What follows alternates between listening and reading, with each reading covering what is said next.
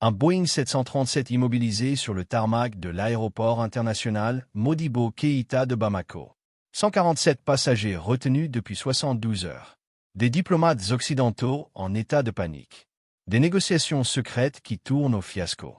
Ce n'est pas un détournement terroriste. C'est l'Alliance des États du Sahel qui vient de frapper un coup magistral contre ceux qui pensaient pouvoir continuer à traiter l'Afrique comme leur terrain de jeu. L'AES ne fait pas que montrer ses dents. Elle mord, et elle mord fort. L'histoire commence le 15 décembre 2024 à 14h23 de Bamako. Un vol Air France en provenance de Paris et à destination de Cotonou demande l'autorisation de survoler l'espace aérien malien. Routine habituelle. Sauf que cette fois, les contrôleurs aériens maliens ont des instructions spéciales. L'appareil est sommé de se dérouter vers Bamako pour inspection de sécurité. Le pilote proteste, invoque les conventions internationales, menace de faire demi-tour. Les Su-25 de l'armée de l'air malienne qui apparaissent soudainement à ses côtés le font rapidement changer d'avis. L'atterrissage forcé fait sensation. Les passagers, majoritairement des Français et des Béninois, ne comprennent pas ce qui leur arrive. Certains filment avec leur téléphone, d'autres paniquent. Les hôtesses tentent de maintenir le calme. Mais quand les forces spéciales maliennes, formées par Wagner, investissent l'appareil, la peur devient palpable. Ce n'est pas une inspection de routine. C'est une opération militaire. Les autorités maliennes savent exactement ce qu'elles cherchent.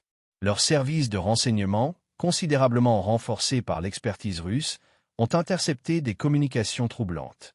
Cet avion ne transporte pas que des touristes et des hommes d'affaires. À bord se trouvent des individus très particuliers avec des missions très spécifiques. Premier passager d'intérêt, M. Philippe Durand, officiellement consultant en développement agricole. En réalité, colonel de la DGSE en mission de coordination des réseaux français au Sahel.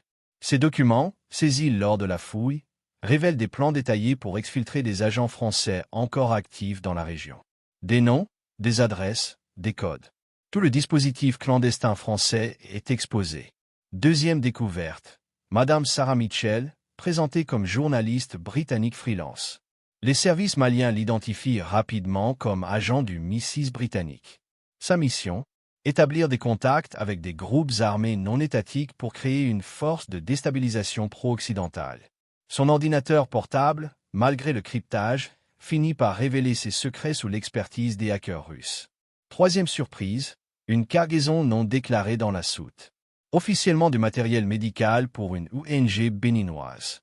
En réalité, des équipements de communication militaire, des drones de reconnaissance, et plus troublant encore, des échantillons biologiques dont la nature exacte reste mystérieuse. Les experts maliens soupçonnent des agents pathogènes destinés à des opérations de guerre biologique. Mais le plus explosif reste à venir. Parmi les passagers se trouve M. David Goldstein, citoyen américano-israélien, homme d'affaires dans le secteur minier. Les services de l'AES le connaissent bien. C'est lui qui négociait en secret l'implantation de bases militaires israéliennes au Bénin, destinées à surveiller et contrôler le Sahel. Dans ses bagages, des contrats, des cartes, des études de faisabilité. Le projet d'encerclement de l'AES est noir sur blanc. La réaction de l'Alliance est immédiate et coordonnée. Assimi Goïta convoque une conférence de presse d'urgence. Flanqué d'Ibrahim Traoré par liaison satellite depuis Ouagadougou et du général Tiani depuis Niamey, il dévoile les preuves au monde entier. Les documents sont projetés sur grand écran. Les photos des équipements saisis défilent. Les identités réelles des agents sont révélées. C'est un coup de tonnerre médiatique. Ce que nous avons découvert dépasse nos pires craintes, déclare Goïta avec gravité. Cet avion transportait les architectes d'un complot visant à détruire nos nations souveraines. Nous avons les preuves d'un plan coordonné impliquant la France, le Royaume-Uni, Israël et les États-Unis, avec la complicité du régime fantoche de Cotonou, pour déstabiliser, diviser et recoloniser le Sahel. Les révélations s'enchaînent. Les interrogatoires des passagers suspects révèlent l'ampleur de la conspiration. Durand avoue l'existence de caches d'armes secrètes disséminées dans les 3 pays de l'AES. Mitchell reconnaît avoir rencontré des chefs djihadistes pour négocier des cessez-le-feu sélectifs permettant de concentrer les attaques sur les zones stratégiques. Goldstein admet que son véritable objectif était de prendre le contrôle des mines d'uranium nigériennes. Les autres passagers, terrorisés, commencent aussi à parler. Un businessman français révèle qu'il transportait des millions d'euros en liquide destinés à corrompre des officiers maliens.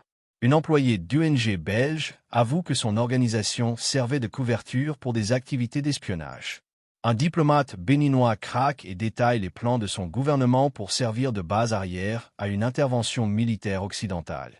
L'AES exploite méthodiquement chaque information. Les réseaux sont démantelés un par un. Des arrestations ont lieu simultanément dans les 3 pays. Des caches d'armes sont découvertes. Des agents dormants sont neutralisés. C'est tout le dispositif occidental de déstabilisation qui s'effondre en quelques heures. Pendant ce temps, l'avion reste bloqué sur le tarmac. Les passagers innocents, car il y en a, deviennent malgré eux les otages d'une partie d'échecs géopolitiques. Ils sont bien traités, logés dans un hôtel de l'aéroport, nourris correctement. Mais ils ne peuvent pas partir. Ils sont les témoins involontaires d'un moment historique. Les chancelleries occidentales s'agitent. Paris exige la libération immédiate de l'avion et de ses passagers. Londres menace de sanctions. Washington parle de prise d'otages. Tel Aviv reste prudemment silencieux. Mais l'AES ne cède pas. Au contraire, elle durcit sa position. Vous voulez récupérer vos espions? Lance Ibrahim Traoré lors d'une allocution enflammée. Commencez par reconnaître vos crimes contre l'Afrique. La France tente une approche musclée. Des forces spéciales sont mises en alerte à Abidjan. Des navires de guerre se rapprochent des côtes ouest-africaines. Mais l'AES ne se laisse pas intimider. Les systèmes de défense antiaérienne russes sont activés. Les troupes sont mobilisées. Le message est clair, toute tentative d'intervention militaire sera considérée comme une déclaration de guerre. L'opinion publique africaine explose de joie. Enfin, des dirigeants africains qui tiennent tête à l'Occident. Les réseaux sociaux s'enflamment. #AESRésiste devient le hashtag le plus partagé en Afrique. Des manifestations de soutien éclatent de Dakar à Kinshasa, de Lagos à Addis Abeba. L'AES devient le symbole de la résistance africaine. Les médias occidentaux tentent de contrôler le narratif. CNN parle de détournement d'État. France 24 évoque une violation du droit international. BBC dénonce une dérive autoritaire. Mais les médias africains et alternatifs racontent une autre histoire. Russia Today, CGTN, Al Jazeera donnent la parole à l'AES. Les preuves du complot sont diffusées mondialement. Les documents saisis révèlent des détails encore plus troublants.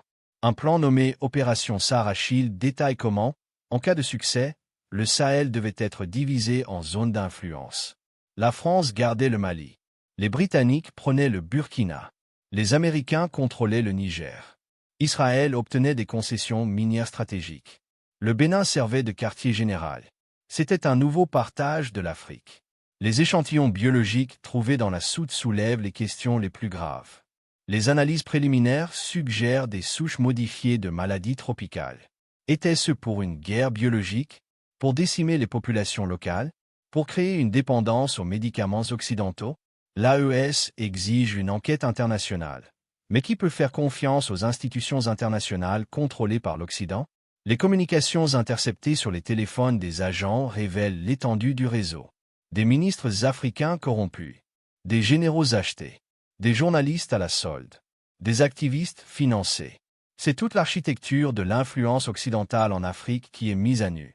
Les noms qui tombent provoquent des séismes politiques dans plusieurs pays. L'AES décide de transformer cette crise en opportunité. Une commission Vérité et Souveraineté est créée pour enquêter sur toutes les ingérences étrangères depuis les indépendances. Les archives coloniales sont ouvertes. Les contrats léonins sont rendus publics. Les assassinats politiques sont documentés. C'est un tribunal de l'histoire qui s'ouvre. Les passagers de l'avion deviennent les premiers témoins de cette commission. Certains, pris de remords, font des révélations spontanées. Un ancien militaire français détaille les assassinats ciblés qu'il a menés. Un homme d'affaires avoue les pots de vin qu'il a versés.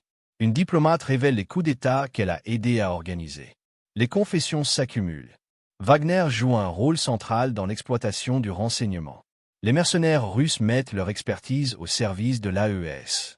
Ils décodent les communications. Ils infiltrent les réseaux. Ils retournent des agents. Moscou voit dans cette affaire l'opportunité de porter un coup fatal à l'influence occidentale en Afrique. La Chine, plus discrète, apporte son soutien logistique et technologique. Les satellites chinois surveillent les mouvements militaires occidentaux. Les hackers de Pékin aident à craquer les systèmes informatiques. Les diplomates chinois bloquent les résolutions hostiles à l'ONU. L'Empire du Milieu joue la carte de l'AES. La Turquie entre dans la danse. Erdogan voit l'opportunité de s'implanter en Afrique de l'Ouest. Des drones turcs sont livrés discrètement. Des conseillers militaires arrivent. Des investissements sont promis. Ankara veut sa part du gâteau sahélien. L'Iran aussi manifeste son intérêt. Téhéran propose son expertise en matière de résistance aux sanctions. Des techniques de contournement sont partagées. Des réseaux financiers alternatifs sont établis. L'AES apprend à survivre en dehors du système occidental. Après une semaine de blocage, les négociations s'intensifient.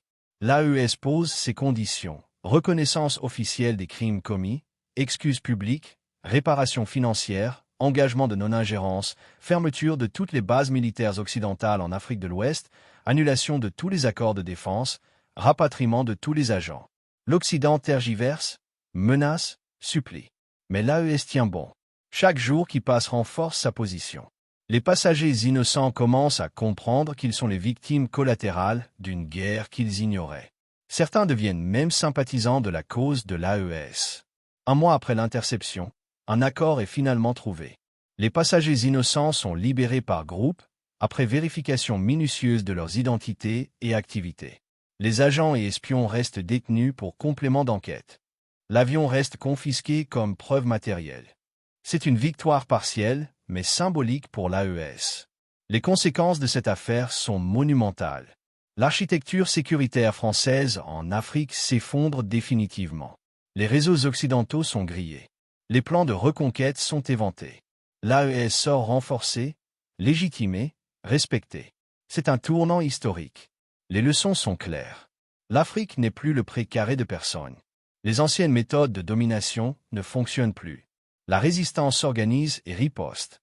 L'AES l'a prouvé en bloquant cet avion, en exposant ce complot, en humiliant les comploteurs. 6 mois plus tard, l'avion est transformé en musée.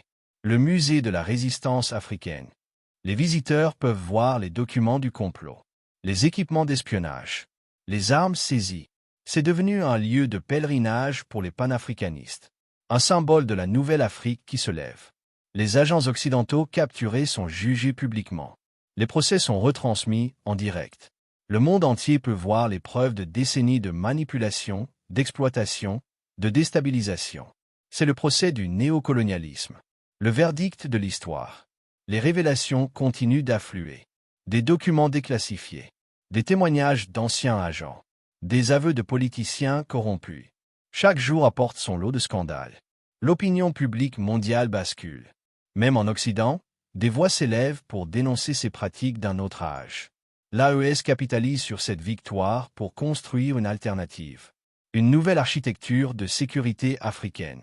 Une monnaie commune indépendante. Des institutions régionales souveraines. Des partenariats sud-sud. C'est la naissance d'un nouvel ordre africain. L'affaire de l'avion bloqué entre dans les livres d'histoire. Les écoliers maliens, burkinabés et nigériens apprennent comment leurs pays ont résisté. Comment ils ont gagné. Comment ils ont montré la voie. C'est devenu un mythe fondateur de la nouvelle Afrique de l'Ouest. Les puissances occidentales tirent les leçons amères de cet échec. Les méthodes du passé sont définitivement obsolètes. L'Afrique a changé. Les Africains ont changé. Le rapport de force a changé. L'AES l'a démontré de manière éclatante. D'autres pays africains s'inspirent de l'exemple. Le Tchad expulse les troupes françaises.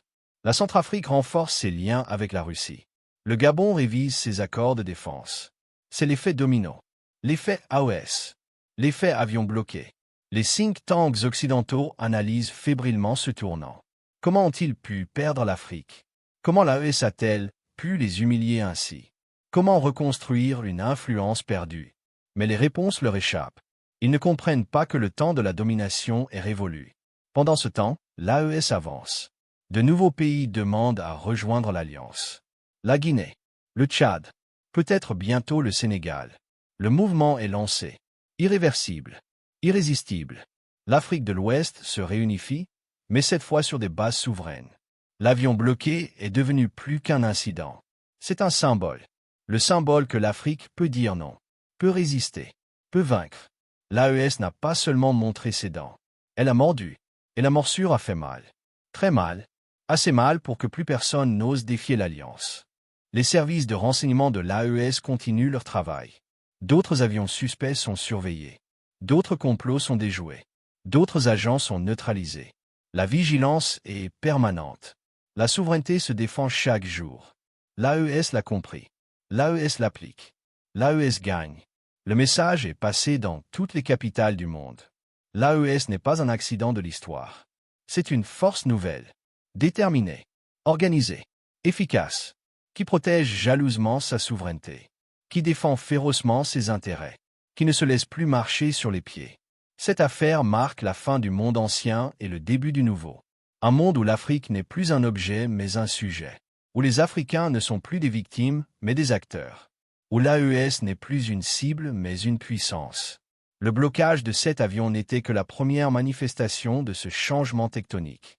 Aujourd'hui, quand les avions occidentaux survolent le Sahel, les pilotes sont nerveux. Ils savent que l'AES veille, qu'elle surveille, qu'elle peut frapper. Le ciel sahélien n'est plus un espace libre pour les opérations clandestines. C'est un espace souverain, défendu, protégé. L'AES y a planté son drapeau, et malheur à qui ose le défier. L'avion bloqué restera dans l'histoire comme le moment où David a terrassé Goliath, où le faible a vaincu le fort, où l'Afrique a dit stop. Ce jour-là, l'AES n'a pas seulement montré ses dents, elle a montré au monde qu'une nouvelle Afrique était née. Une Afrique qui ne se laisse plus faire. Une Afrique qui mord. Et quand l'Afrique mord, le monde entier le sent.